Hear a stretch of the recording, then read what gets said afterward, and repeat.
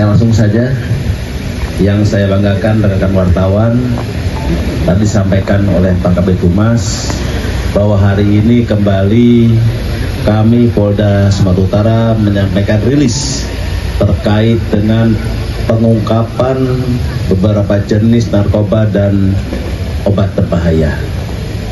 Polda Sumatera Utara melaksanakan konferensi pers mengungkap 2.373 kasus narkoba sepanjang di tahun 2025, didampingi Direktur Reserse Narkoba Polda Sumut Kombes Pol Dr. Jean Kelvin Simanjuntak.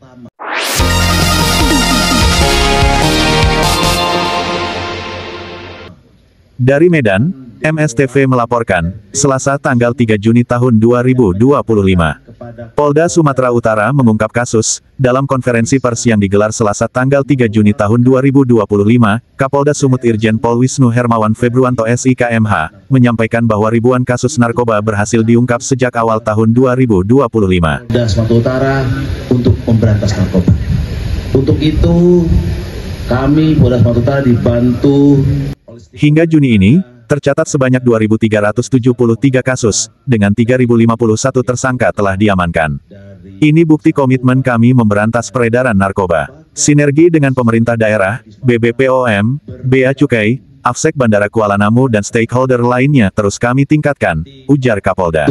Narkoba akan memaparkan bagaimana berbagai macam narkoba dan obat. Tak hanya itu, barang bukti yang disita juga mencengangkan, 665 kg sabu, 121.000 butir ekstasi, dan 1,1 kg kokain, dan narkotika lainnya berhasil diamankan jajaran Ditres Narkoba Polda Sumut. Yang pertama, adanya penggalangan dari para bandar narkoba kepada masyarakat yang tidak mengerti. Salah satu temuan yang mencolok adalah narkotika jenis baru potfaving liquid mengandung zat etomidate dan metomidate yang efeknya sangat berbahaya.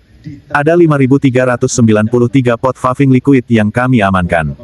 Dua modus yang digunakan adalah pengiriman melalui jalur laut dari perairan Malaysia dan distribusi darat oleh jaringan lokal.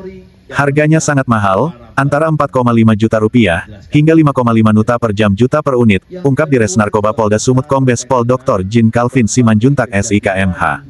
Pihak kepolisian juga mencatat pola-pola penyelundupan narkoba yang makin canggih, seperti penyimpanan di gudang olahan, kompartemen tersembunyi kendaraan, hingga distribusi lewat hiburan malam dan loket-loket di kawasan padat penduduk. Kapolda menekankan pentingnya peran masyarakat dalam perang melawan narkoba. Kami tidak bisa bekerja sendiri. Kami butuh dukungan semua pihak, termasuk rekan media.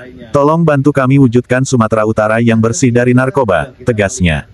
Edison Haryanja melaporkan. Puluhan atau ratusan kilo yang ada di sini, tetapi kita juga melakukan operasi-operasi di wilayah tempat-tempat hiburan, baik di hulu maupun di hilir. Ini akan berlangsung terus sampai nanti kita keluar dari zona namanya peredaran narkoba. Rekan sekalian, para wartawan yang berbahagia, mohon dibantu oleh masyarakat.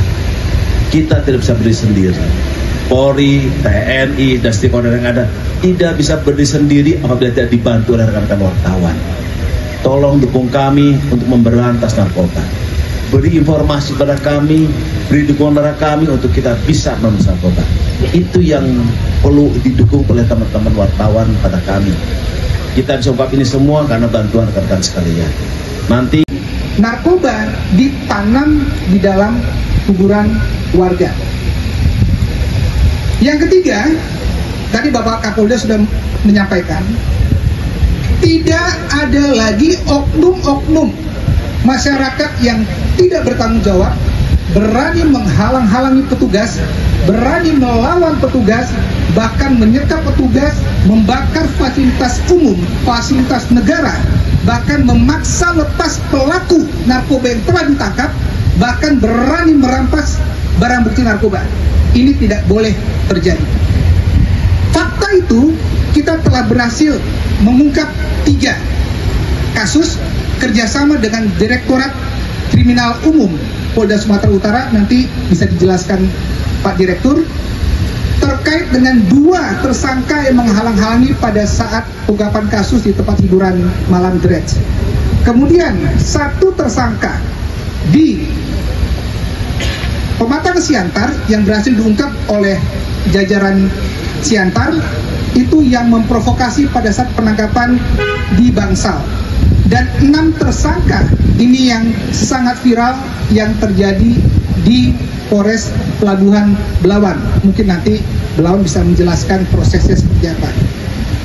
Dan terakhir, khusus untuk wilayah Belawan yang kami menjadikan prioritas pertama di termin ini adalah kami melakukan bersama-sama fokus pengungkapan kasus di Pelabuhan Belawan.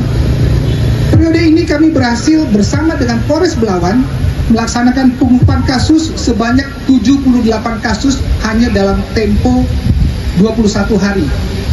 Jadi ini memang sangat masif dan ada 92 tersangka di dalamnya. Itu saja penjelasan.